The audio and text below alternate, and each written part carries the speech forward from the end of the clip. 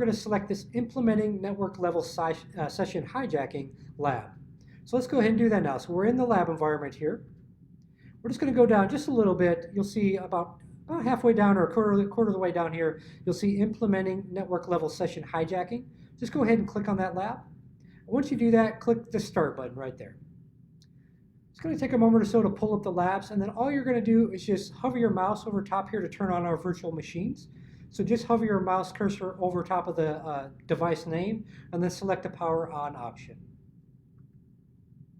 All right, so you do that for all the machines there. Again, it might take a moment or so for it to kind of gen up and start pulling up the machines. While it's doing that, let's take a look back at our lab.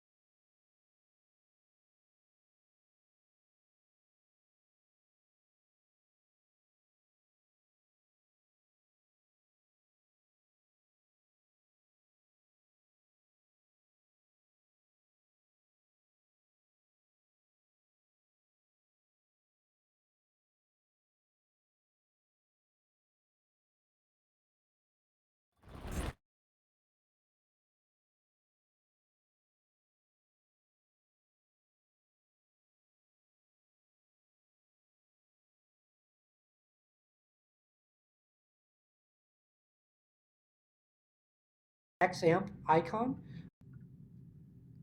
All right, so you'll see here that in step 5, we're actually just going to go ahead and close the server manager window.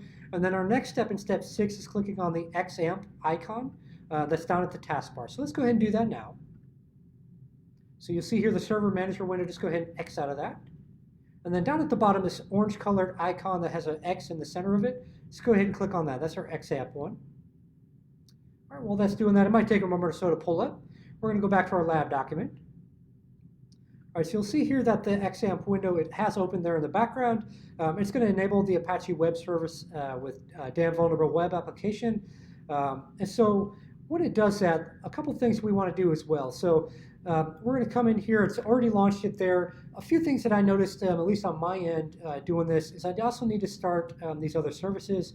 We might get some error messages, and that's okay. So there we go. FileZilla usually gives us an error message, but it doesn't look like it's going to do that this time, and that's okay. Good deal. So let's go back to our lab document. So again, just click Start on all the things in there. You'll see Tomcat failed on us. That's fine. You don't need that. Generally, as long as we can get FileZilla going, at least on my end, it'll prevent the error message I used to get. So as long as you click Start on all those, you should be good to go. And we'll move on to the next step of our lab. All right, so you'll see here we went through, we turned on our virtual machines. We selected our server device. We closed the server manager window. We clicked that XAMPP icon that was at the bottom of the taskbar. It opened it up for us. And again, we just wanted to go ahead and start everything that was in that window just to make sure it was all running. Our next step here is to click on plab Win10 machine. So it's this bottom machine here. And then we're going to double click the VNC viewer icon at step 9. So let's go ahead and do that now. So just click on the plab Win10. Might take a moment or so to pull up for us. You're going to see it pulls up the desktop here, and then we're going to double click this VNC viewer. It kind of looks like a little tiger's eye. We're going to go ahead and double click on that. It's going to open up a pop-up box for us. And you'll see here as a system's booting up, it'll initialize different things there. So let's go back to our lab document. So our next step here, after the VNC pop-up box opens, it's going to show us the IP address of our actual Kali machine. We're going to click the Connect button, and then we have to put in a password. So after we click Connect, we're going to put in this password here. So the password is going to be capital P, and then all lowercase ASSW, and then a 0. So that's not a capital O, that's a 0, and then lowercase RD. So let's go ahead and do that step now. So we're going to, at the pop-up box here, we're going to click on Connect. You'll see here it asks for our password. So again, we're going to type in capital P, lowercase ASSW, the number 0, lowercase R, and D. And then just go ahead and click on OK. Might take a moment or so. It's going to actually launch up our Kali desktop for us here. It does take a moment or so to initialize. You're going to probably see a little error message there. That's okay. We'll talk about that in just a moment. Let's go back to our lab document. So here you see in step 12 that the Kali machine, it did open for us. So now we click to start. We're actually we're gonna launch a terminal window here. So looks like I left out that step. That's okay. So step 12, the Kali machine opened up for us. So let's go back to our screen here. We're just gonna say okay to this error message here. And then we want to launch our root terminal. So this little icon here, just go ahead and double click on it. Might take a moment or so to open up our terminal for us. Let's go back to our lab document here.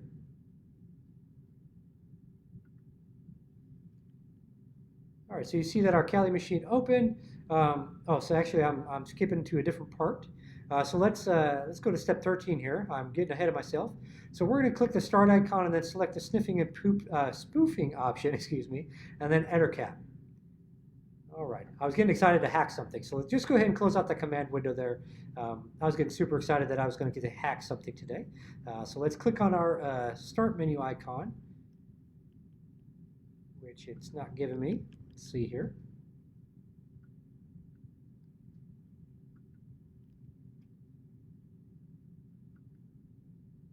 It'll give me the option here.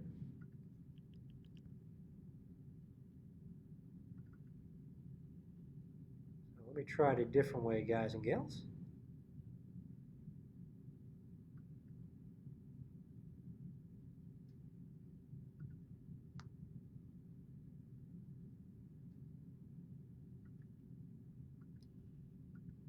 All right, so let's see here. If we can get it resized to let me do what we need to. If not, we may have to redo this lab. Looks like they might have changed up something on us here.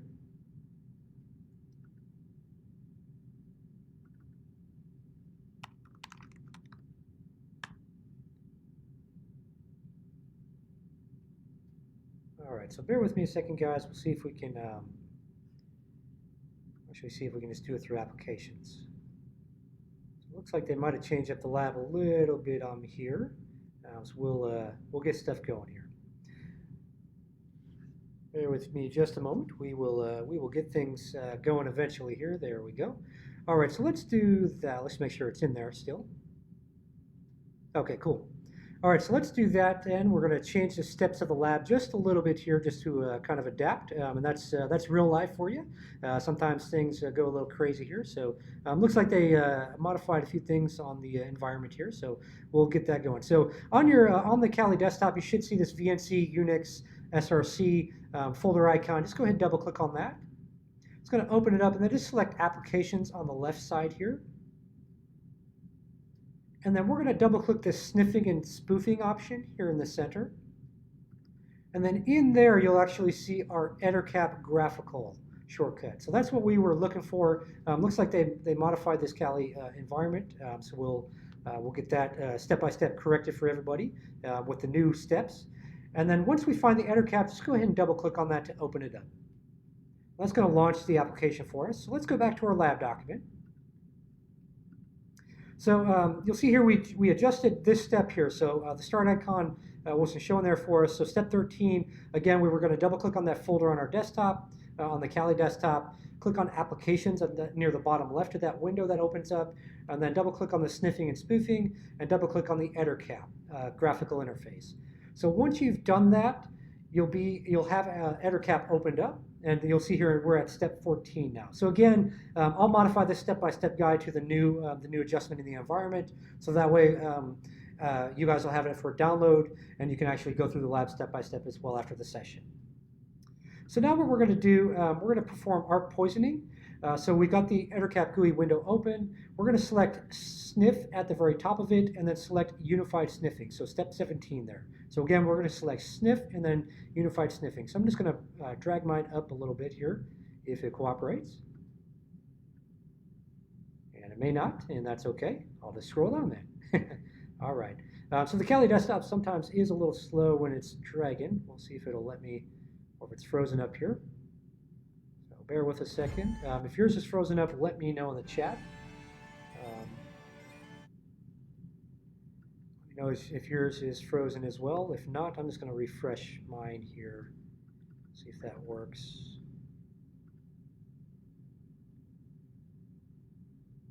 So Bear with me just a second, guys and gals. There we go. All right, so just click on sniff and then unify sniffing. Again, if yours is frozen, just come over to the left side here and just refresh your Windows 10 desktop. All right, so now we've got our little pop-up here. Let's go back to our lab document.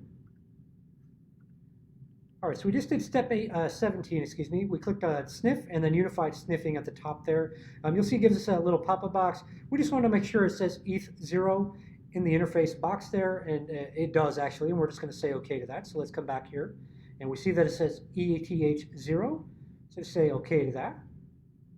All right, let's go back to our lab document. So now we're going to scan for host here in step 19. So the next thing we're going to do here in step 20, we're going to select host at the top, and then we're going to select the scan for host option. So let's go ahead and do that now. So just click on host, and then scan for host about halfway down here. All right, you'll see it'll start initializing there. Let's go back to our lab document. So you'll see EtterCap here in step 21. EtterCap is going to go ahead and start scanning. We're going to see the identified hosts that are added to the host list. So we'll actually see that if we come back to our window here, you'll see that in this bottom box here. So I'll scroll down just a little bit. All right, so you'll see three items added to the host list. All right, let's go back to our lab documents. So now we just did step 24. So again, it's just showing us the hosts that are added to EtterCap. So next we're going to select our target host. So here it's going to be PLAB Win 10. Well, PLAB Win 10 and then also our server one. So the IP addresses are going to be 192.168.0.4 and .1. So let's go ahead and do that now. So here in step 26, we're going to click on the 192.168.0.4, and then we're going to select the Add to Target 1 button at the bottom of the window. And we'll see if it'll let me move my EtterCap. It may not. There we go, finally. All right.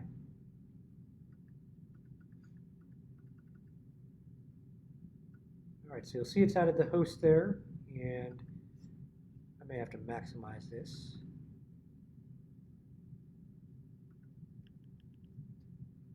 All right, so it looks like this lab is not going to cooperate with us today, guys and gals.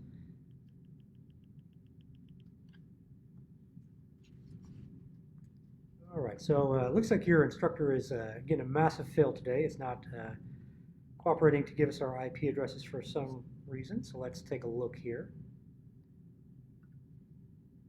That's all right. Again, sometimes when you're doing a penetration test, things don't go as planned. And we'll see if it'll let me minimize it there. It should. All right, so we're just going to see if we can just manually put them in here. All right, so let's grab our IP addresses. Let's see if this works for us. So in our target number 1, let's go ahead and put our IP address for our Windows 10 machine. So 192.168.0.4. And naturally that's failing too. Looks like the calculator's not working, or excuse me, the keyboard. All right, so interesting day so far today. We'll see if we can get it going this way. So if you're having the trouble I did where it's not accepting a period for your IP address and it's not accepting all the numbers, just click, there's a little blue plus sign that will kind of be at the top. That'll be the virtual keyboard. We'll see if it'll take it that way. So once you open that up, just click on select numbers, and then we'll try it this way. We'll see how we go. Definitely, we didn't expect any of these issues today, but we'll just crank through it. So again, a lot of times on a penetration test or even just testing stuff, you'll have some issues with things not working properly, as you've probably experienced if you worked in IT or cybersecurity in any capacity for any time period. So we're kind of doing that same thing here. So our target 2 machine here is going to be 192.168. And there I go typing again on my keyboard. So let's do it this way. 192.168.0.1. So again, we're putting those in for our targets. So once we've done this, once we've typed those in there, you can, if you're using the virtual keyboard, just go ahead and click that blue X button there, and then that way you'll be back at this screen here. So let's just say OK there. That should add our targets for us. All right, so our targets should be added now, and we'll certainly find out in a moment if that worked. and if we can continue on with the last portion of our lab. So what we're going to do next is I'm going to, number one, if you're using a virtual keyboard, just click that little minus sign to make that disappear so you can see all the menu options. And then our next step here, we're actually moved on to step 28 of our lab. So let me go back to our lab document here. So again, we had a little hiccup there. We got those manually entered in. If you're having trouble getting those manually entered in, let me know in the chat. But otherwise, we'll keep going with the lab. So step 28 here, we're going to select man in the middle at the top of the window, and then we're going to select ARP poisoning. So let's go ahead and do that now. So just click on man in the middle, and then the top option there, ARP poisoning. All right, let's go back to our lab document. So you'll see here that under the optional parameters, we're going to select the sniff remote connections checkbox, and then we're just going to say OK to that. All right, so this little checkbox here, just go ahead and click in there and check the box, and then just say OK here. Just click that OK button. All right, let's go back to our lab document. All right, so you'll see, you'll start seeing in the window there the traffic between the two devices, as we note in step 31, that we're poisoning the ARP cache now. So let's move on. And here I've got it labeled as part 2 of our lab, but that's for the film course. Here we're going to do everything in one shot. So now we're going to connect back to the Kali desktop. And EtherCap should still be open. So we're actually looking at that now. So it doesn't look like it. There we go. It looks like I labeled the... Okay, yep, no, we're good. We're good. Cool. So we are doing EtherCap here. And you'll notice I'm just double checking my steps here because I know we had some adjustments. So I maximized my Kali window here. So I want to reduce that down a little bit. I'll actually minimize it now. So now we want to go back to our Windows 10 desktop here. So let's go back to our lab document and see what our next steps are. So what we're going to do, we're going to launch Internet Explorer from the taskbar, so down at the bottom there, and then we're going to type in this address here, so http://192.168.0.1/DVWA. Once we type that in, we're just going to click the press enter on your keyboard. All right, so let's go ahead and do that now. So just launch Internet Explorer, and you technically could use any browser that you want to. I just use Internet Explorer. So http://192.168.0.1 and then /DVWA. And again, that stands for Damn Vulnerable Web Application. So once you type that in, just hit enter on the keyboard. You'll see it takes us to a login screen. All right, so we're going to actually put in some credentials here. So let's go back to our lab document. So you'll see here, yes, we are at the DVWA login page. Next step here, we're going to type in admin for our username and then just the word password all lowercase for our password. Once we do that, we're going to select the login button, and then we're going to go back to our EtherCap window inside of our Kali desktop. So let's go ahead and do that now. So here, we're just going to type in admin, and then just the word password again, all lowercase. And if you're wondering, you should never use this as your username or password. So that's why it's important if you get a device like a router or switch, it's something you're setting it up, or a firewall. A lot of times it's admin and then like whatever, right? You know, like Cisco is like Cisco. So just keep that in mind. You always want to change that stuff. So just go ahead and click on login here. And then we want to go back to our Kali desktop. So I'm just going to maximize mine again, just pull back up EtherCap here. What we should see is that we should see the username and password showing up here in our EtherCap window. And I should just answer the question I was about to ask you. Question number 1, were there any login credentials captured? So go ahead and in the chat, I'll pause for a second here. Go ahead in the chat and just type in what the username and password is, if there is any that you see in your EtherCap window. So kind of an easy question today for everyone. But so if you see anything as far as username or password shown in your EtherCap window, go ahead and just type in what the username and password is in the chat feature. So again, I'm just going to pause while you guys go ahead and do that.